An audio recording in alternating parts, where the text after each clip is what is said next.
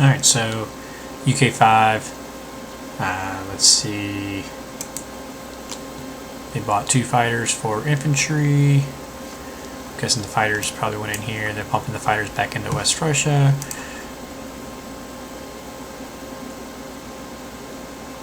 Combat took the Sudan, Burma, took them pretty cleanly it looks like. Northwest Europe and France over there. Pretty straightforward. So Japan turn, I had 49 IPC, so I was looking at going and buying a factory, 10 infantry and artillery, because I really want to get up to producing 13 units a turn.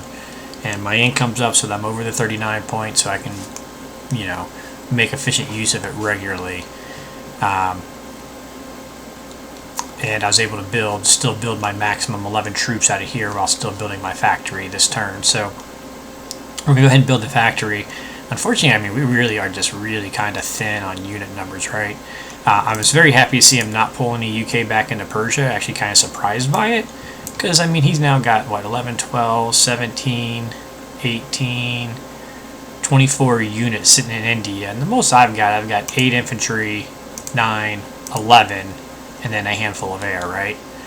So I don't know if that means he's planning on, you know, stacking Burma and making life a bit of a headache for me that way. That could be. But for right now, I'm just glad they're sitting there and not sitting in Persia helping dead zone this. Because if I could take this without getting a hit back, then I like my numbers there. Especially, I mean, even if I get one hit back, I kind of like my numbers regardless. I'm going to wait and see what happens if I get a hit back, whether I do or don't go ahead and just throw everything in there. But I kind of like where I'm at one way or the other. Even if he does get a hit back, just to throw everything in there. Because all he has 8 infantry, 2 fighters, 2 tanks that can hit me, right? Of course, he can do that and then follow it up by a 1 infantry and a whole bunch of air hitting me. So that's the kind of the downside of it, right? Is the second punch, even though there's only 1 infantry, he does have 9 UK planes in that punch. So if he gets me down to 2 or 3 infantry, it's worth the shot after a strafe by Russia. So I may not be able to do that yet, but it's getting close if he doesn't do something soon.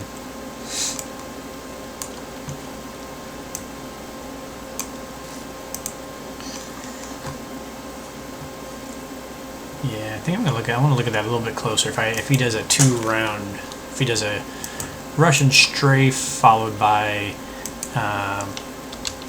the UK just blasting me, that actually looks like a pretty decent deal, even if I took no hits. So if we had 6 infantry and 3 artillery and a couple tanks. 6, 3, 2. And then he's got 1 and 8 fighters and a bomber that could hit me. Man, those planes sure can't pack a punch, can't they?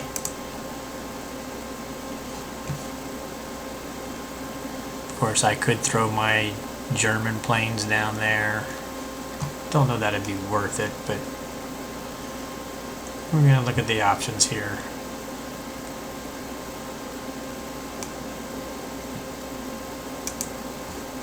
So we're going to look at if he did a strafe, but then if I brought in 5 German fighters, what does that look like? And just so you can see what I'm staring at off screen here, this is what we're looking at, doing a 2-round strafe with the Russians, followed by an all-out hit by the UK. If I went with no hitbacks and then flew my German fighters in there, that's not bad. It's actually better than I thought it was going to be. But what? So that I would take, obviously. You know, 20% chance to take at a huge loss. I would take that. What if he went longer? What if he went 3 rounds into this strafe?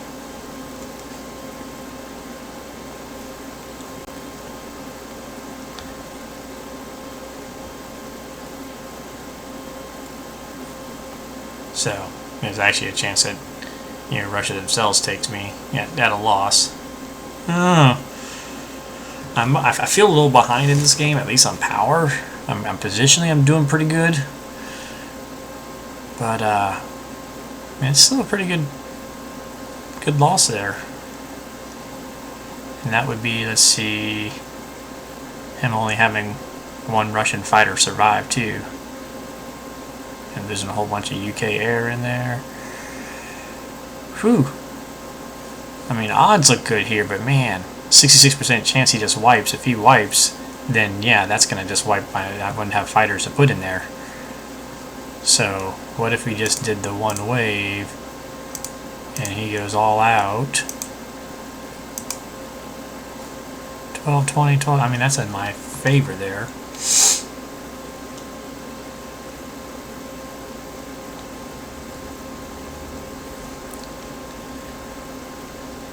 So why did it say 66% chance that the first wave was going to wipe him out?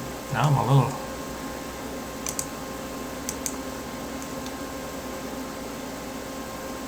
Oh wait, that wasn't wipe out, was it? That was just surviving. And I only had him doing it. Got it.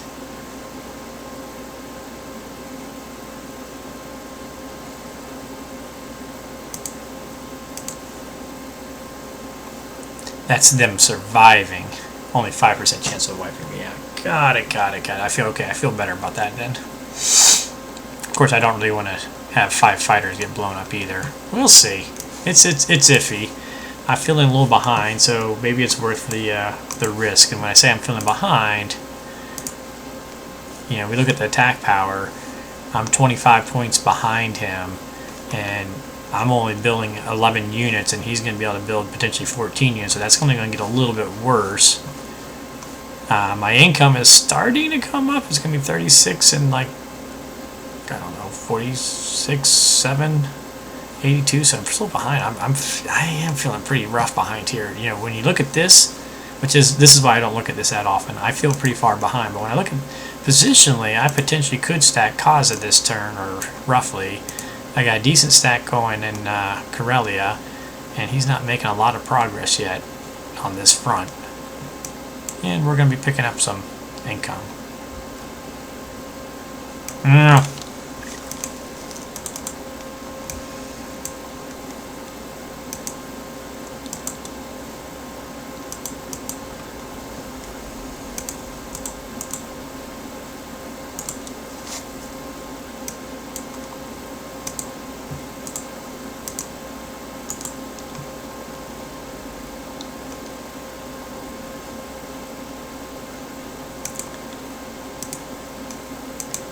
I know I'm spacing myself thin here when I do this, but I'm going to go ahead and do it.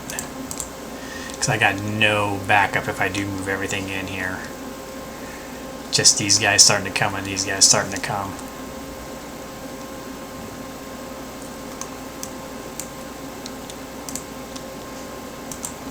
We're going to stay out of range.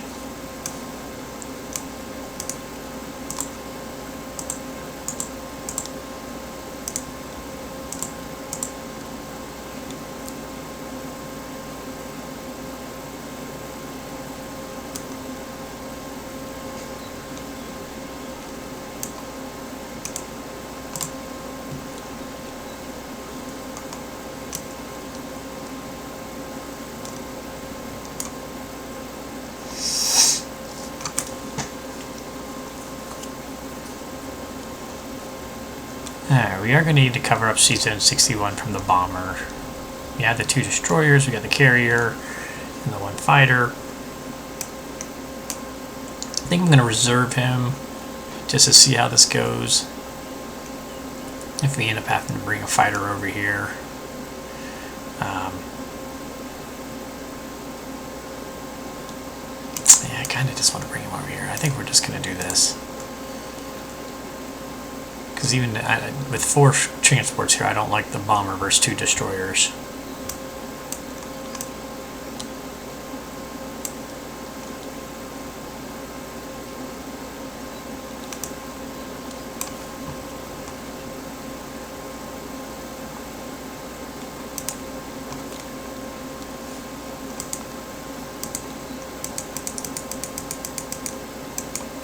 Let's go, battleship.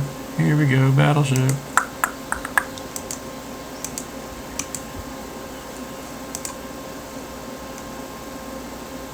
Alright, we got him. Big whiff, big whiff. Alright, good deal. There's a little bit of risk, but that'll keep my expansion going kind of quickly, as I can go to New Zealand and then to Hawaii. So, see if we kill off this sub real quick.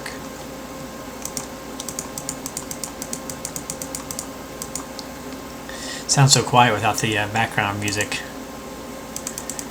But I'm not gonna accidentally play my my radio station in the background again. There we go.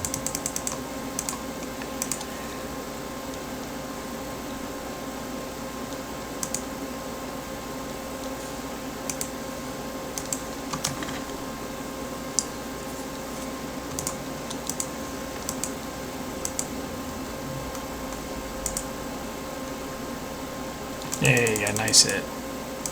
Did I send 3 planes here? Did I forget to send somebody? Ah, son of a gun. Did I not send one to Kaza?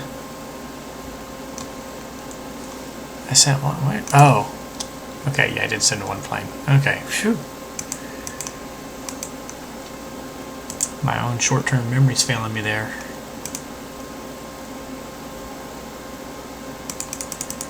Big whiff. Big whiff. Alright. So now we just gotta decide, do we want to try and throw everything in there or not?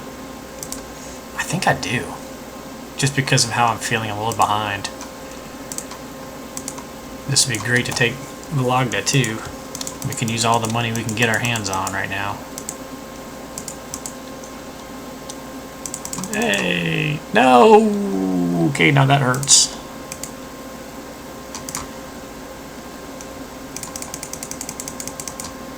I knew I should have done it.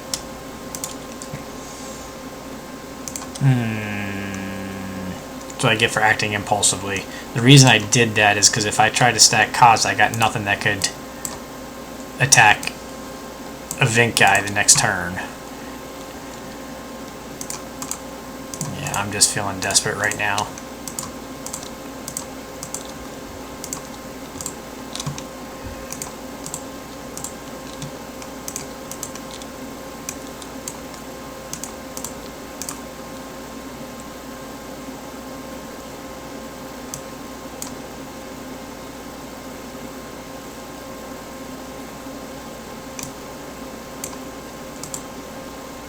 Might as well grab one of those guys, right, for next turn.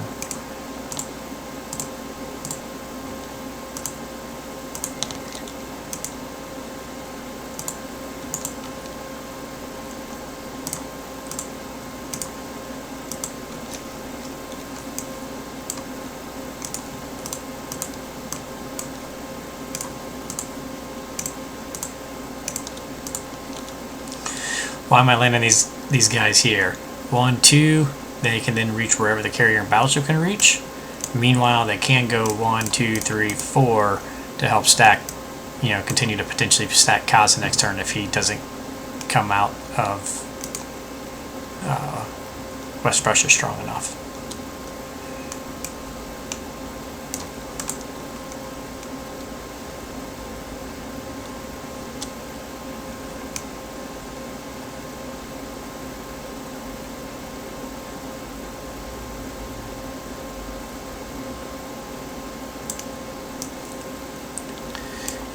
Yeah, no, I'm really not happy about this game.